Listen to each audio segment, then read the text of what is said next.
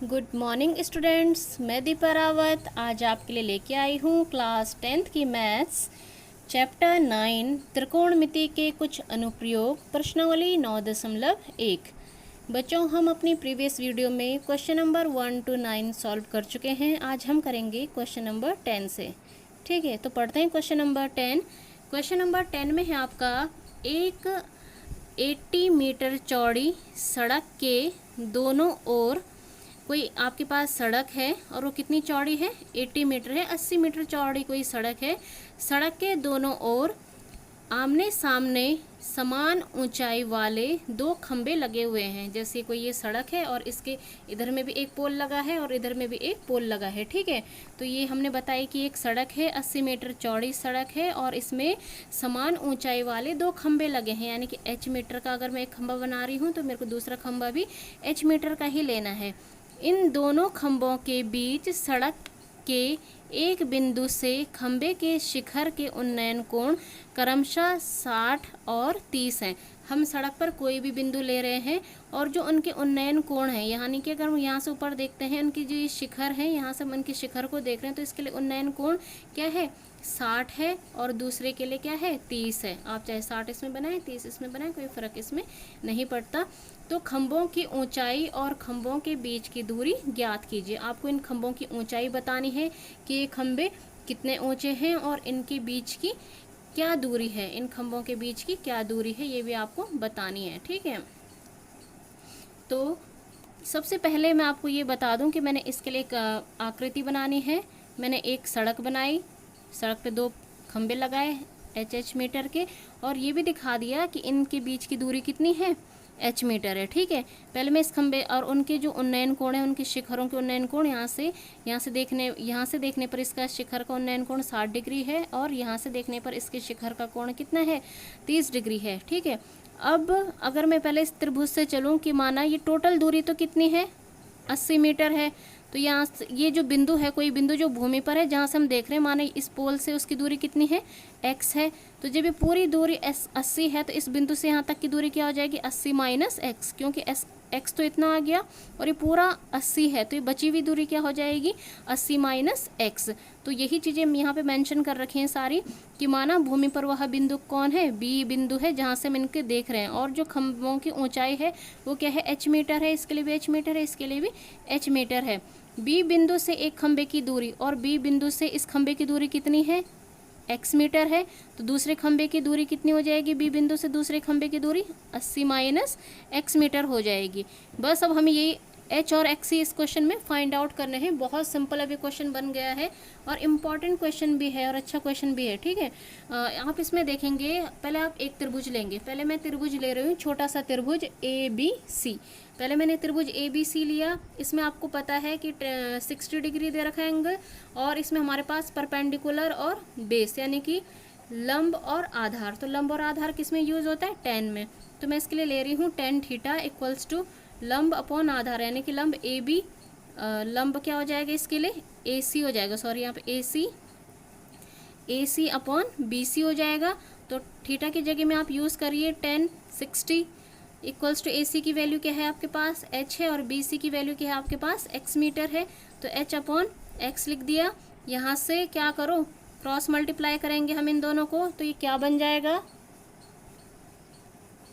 तो बच्चों ये बन जाएगा आपके पास x equals to h upon 3√3। ठीक है, आ रही बात समझ में। इसको इक्वेशन मान लेंगे हम फर्स्ट। अब हमने कौन सा त्रिभुज लिया था, अभी त्रिभुज हमने ABC लिया था। अब मैं ले रही हूँ आपकी आकृति से ही दूसरा त्रिभुज, कौन सा, DEB। अब समकोण त्रिभुज में DEB बोलो या BED बोलो, इसमें भी हम वही करने वाले हैं। दिखाती हूँ मैं आपको त्रिभुज BED।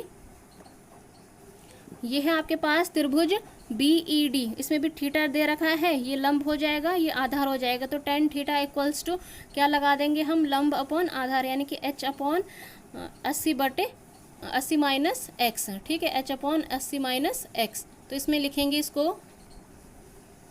इसको लिखेंगे हम समकोण त्रिभुज BED में tan theta equals to DE upon BE। tan theta की वैल्यू क्या थी इसमें, tan 30 थी और DE क्या था, h था और BE हमें निकालना है। BE क्या है, BE की दूरी क्या है, 80 माइनस एक्स।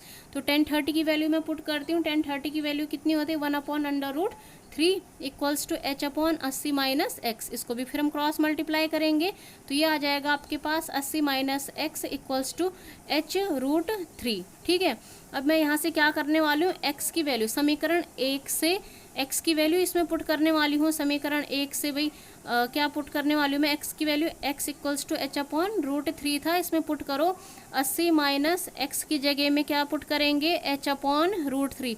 80 माइनस एक्स की जगह में क्या h/√3 इक्वल्स टू h√3। ठीक है, अब इसमें मैं क्या करूँगी, h को एक साइड कर लेंगे और यहाँ से h की वैल्यू फाइंड आउट करेंगे, नंबर्स को एक साइड कर लेंगे, है ना। तो इसमें मैंने क्या कर लिया, इसको मैं इधर की साइड ले जा रही हूँ, h√3 ये माइनस का तो इसके साथ जाके क्या बन जाएगा प्लस का, प्लस h/√3 और 80 इधर रह जाएगा तो 80 एज इट इज़ रह जाएगा। इसको हम यहाँ पे एलसीएम लेंगे तो 1 और √3 का एलसीएम आता है आपके पास √3, तो ये क्या हो जाएगा 1 इंटू √3 3√3 आएगा।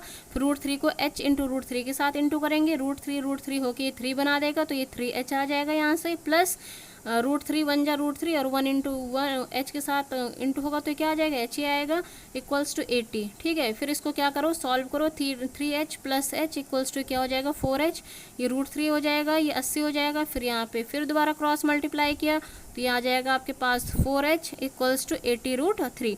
तो हमें तो यहाँ से h की वैल्यू निकालनी है तो h हो जाएगा आपके पास 80√3/4।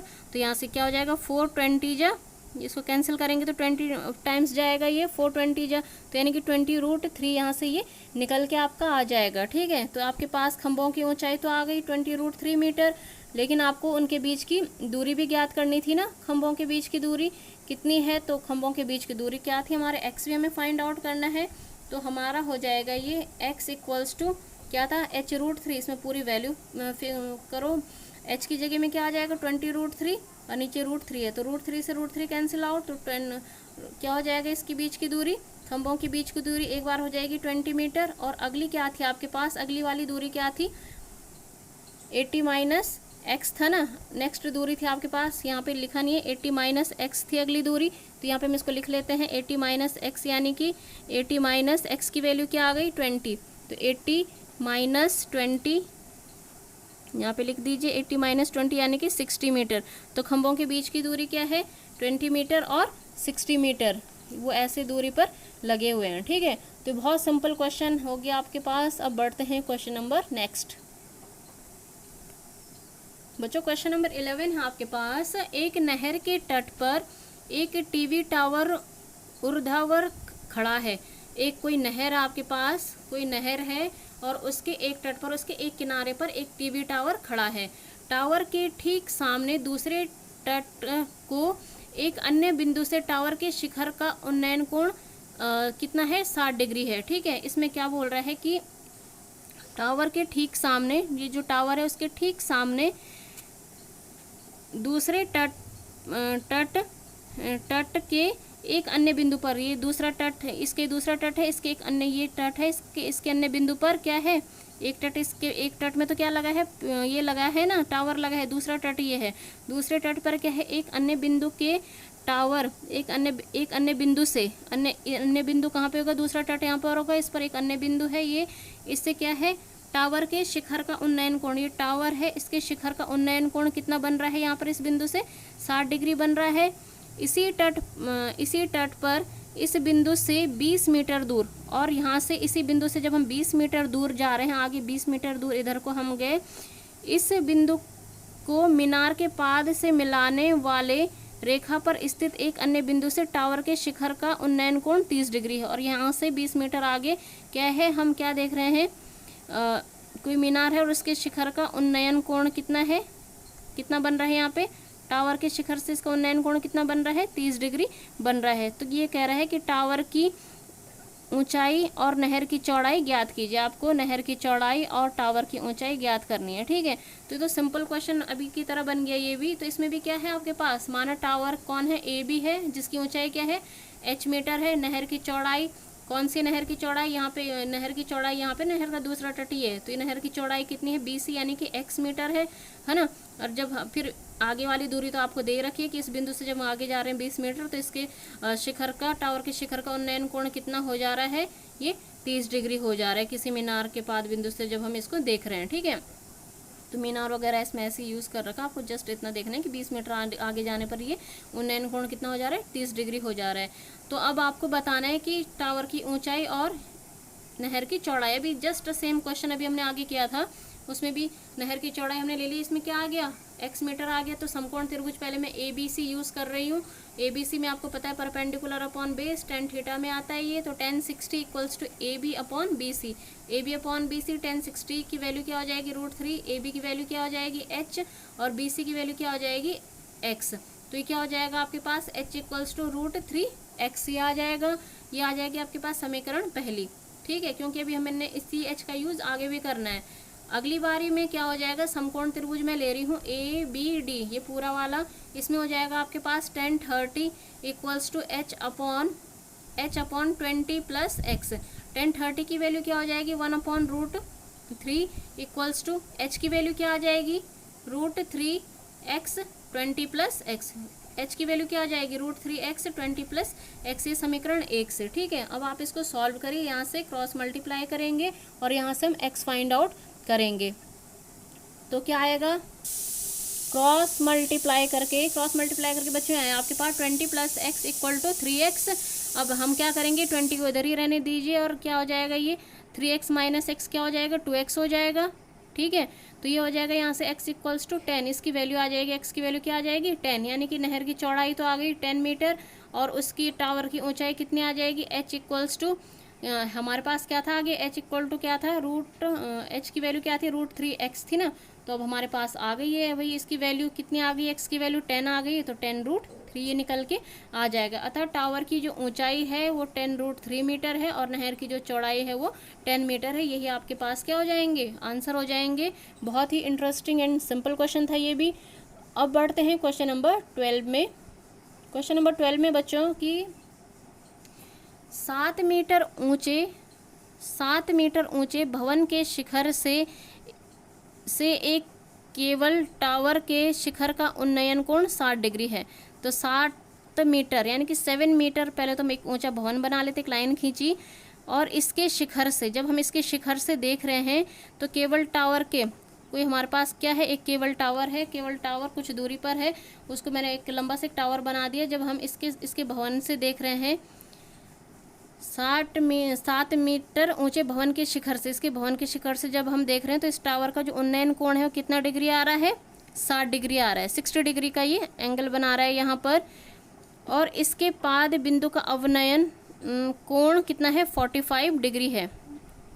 और जो क्या है, 7 मीटर ऊंचे जो भवन का अवनयन कोण है, ये भवन है, इसका पाद बिंदु ये है, यहाँ से जब हम नीचे देख रहे हैं तो इसका पाद बिंदु का अवनयन कोण कितना है, 45 डिग्री है ये। ठीक है, अवनयन कोण यानी कि ये कितना होगा, नीचे को होगा ना, बताया था अवनमन कोण क्या होता है, नीचे को होता है। यहाँ के इसके शिखर से इसके पाद बिंदु का अवनयन कोण कितना हो जाएगा, 45 डिग्री है।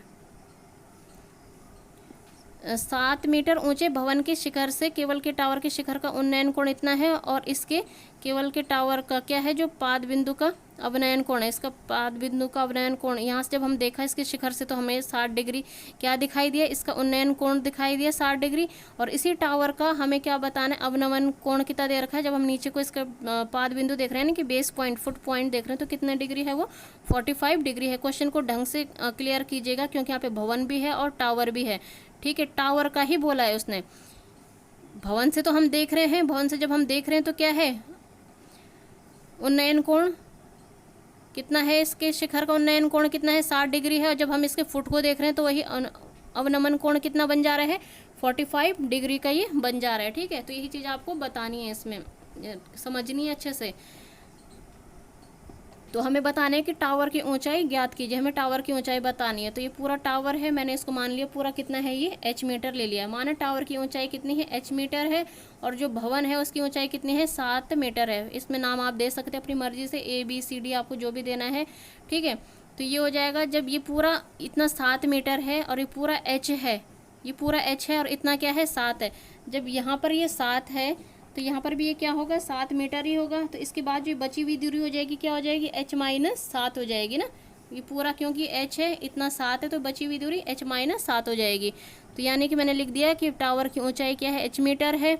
भवन DE की ऊंचाई कितनी, DE मान लिया भवन है, इसको नाम दे दिया DE, इसकी ऊंचाई कितनी 7 मीटर है। तो जो DE होगा उतना ही आपके पास क्या होगा BC भी होगा। तो DE और BC बराबर हैं क्योंकि आयत बन रहा है यहाँ पे, तो ये 7 मीटर, ये भी 7 मीटर हो जाएगा। तो जो AB है इसकी जो ऊंचाई AB ऊंचाई हो क्या हो जाएगी h-7 मीटर हो जाएगी। ठीक है, तो अब हम क्या लेने वाले हैं इसमें, समकोण त्रिभुज कौन सा ले रहे हैं पहले। मैं ले रही हूँ पहले छोटा सा त्रिभुज ले रही हूँ मैं एक EDC। यहाँ पे भी एक त्रिभुज बन रहा है ना, यहाँ पे क्योंकि अवनमन कोण बन रहा था इसके साथ ही वाला त्रिभुज हम ले लेते हैं। तो समकोण त्रिभुज EDC मैंने लिया, तो इसमें tan थीटा की वैल्यू लगाई ED/DC। तो tan थीटा की वैल्यू क्या हो जाएगी 1045, ED की वैल्यू 7 और जो DC है जो इसका क्या है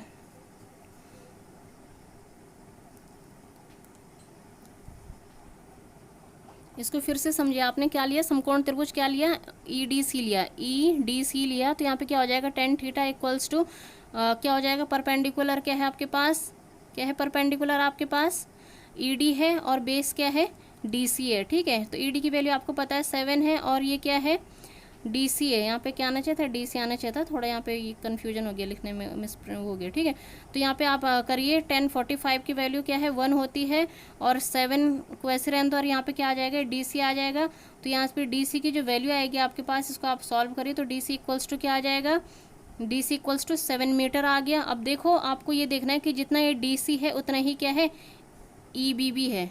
ठीक है, ये BEB है या BE लिखो इसको, क्योंकि जितना DC है उतना ही क्या है BE है। B जितना DC होगा उतना ही आपके पास क्या होगा BE होगा, क्योंकि आयत बन रहा है ना, जितनी ये दूरी उतनी ये दूरी, उतनी ही ये दूरी उतनी ही ये दूरी। क्योंकि अभी हमें इस दूरी का यूज़ करना है, यहाँ पे हमने इसलिए पहले इसको मेंशन कर लिया कि DC इक्वल्स टू 7 मीटर और BE इक्वल्स टू 7 मीटर, उतना ही वो भी हो जाएगा। उसी प्रकार अब मैं क्या लेने वाली हूँ इसमें समकोण त्रिभुज लेने वाली हूँ मैं ABE, समकोण त्रिभुज ABE लूँगी। इसमें क्या हो जाएगा 1060 हो जाएगा, परपेंडिकुलर क्या हो जाएगा, परपेंडिकुलर क्या हो जाएगा AB और बेस क्या हो जाएगा BE हो जाएगा। ठीक है, तो इसमें 1060 हो जाएगा। AB की वैल्यू क्या है h-7 है और BE की वैल्यू आपको नहीं मालूम, BE की वैल्यू आपको मालूम है 7 है, BE की वैल्यू क्या रख ली आपने 7 रख ली। तो रूट 10 ये 1060 की वैल्यू √3 आ गई, h-7 इस 7 आ गया, इसको फिर क्रॉस मल्टीप्लाई करेंगे, ये क्या हो जाएगा आपके पास h-7 इक्वल्स टू 7√3। तो यहाँ से h सेपरेट आउट करिए, h इक्वल्स टू 7√3, ये माइनस है तो इधर जाके क्या हो जाएगा +7, तो 7 कॉमन कर लिया √3 + 1। तो यानी कि टावर की जो ऊंचाई है h इक्वल्स टू 7 क्या हो जाएगी 7 ब्रैकेट में यानी कि मल्टीप्लिकेशन में √3 + 1। तो यही टावर की ऊंचाई हो जाएगी। यहाँ पे थोड़ा समझना, ये लिखने में हो गया DC लिखना तो BC हो गया, इस कारण थोड़ा ये हुआ, बाकी कुछ नहीं है। ठीक है, उसके बाद आज के लिए इतना काफ़ी इस वीडियो में। हम अपने नेक्स्ट क्वेश्चंस नेक्स्ट वीडियो में सॉल्व करेंगे। आप इनको अच्छे से सॉल्व कीजिएगा, प्रैक्टिस कीजिएगा। जितनी ज़्यादा आपकी प्रैक्टिस होगी डायग्राम्स बनाने की, फिगर बनाने की, उतने ही अच्छे आपके रिजल्ट्स आएंगे, उतने अच्छे आप क्वेश्चंस को ईजिली सॉल्व कर पाएंगे।